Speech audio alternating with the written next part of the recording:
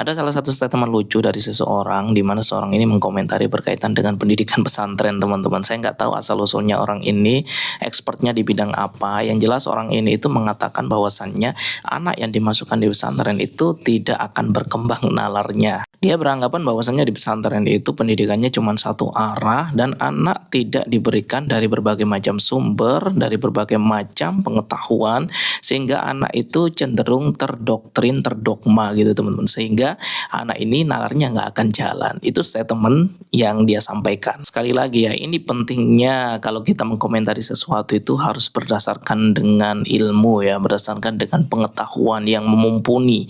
Paling nggak ada riset, library gitu ya, riset buku-buku, referensi-referensi yang mengkuatkan argumentasi itu, nggak nerocos sesuka hati gitu teman-teman. Jadi di pesantren itu ya diajarkan dialektika juga. Karena di pesantren juga ada istilahnya yaitu bahsul masail. Itu juga diajarkan di pesantren, di mana santri-santri itu dikumpulkan untuk mempelajari satu hukum atau permasalahan atau ilat di situ, yang mana itu nanti santri akan menyampaikan argumentasinya dan memperdebatkannya. Nah, itu apa tidak dialektika?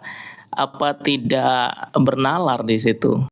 Di pesantren juga diajarkan berbagai macam kitab-kitab klasik teman-teman ya. Yang mana ini akan membangun yaitu pola pikir kritis. Jadi siswa atau santri itu diajarkan berbagai macam disiplin keilmuan agama yang membangun fondasi agama itu sendiri. Sehingga dia ini bisa berargumentasi dalam berbagai sudut pandang. Sudut pandang fikih, sudut pandang akidah, sudut pandang falsafah, sudut pandang logika. Bahkan nih saya bisa mengklaim bahwasannya hanya di pesantren yang masih mengajarkan logika murni dalam ilmu mantik teman-teman. Kalau masalah anak tidak bisa bernalar kalau dimasukkan di pesantren itu bukan faktor pesantrennya, tapi faktor anaknya memang.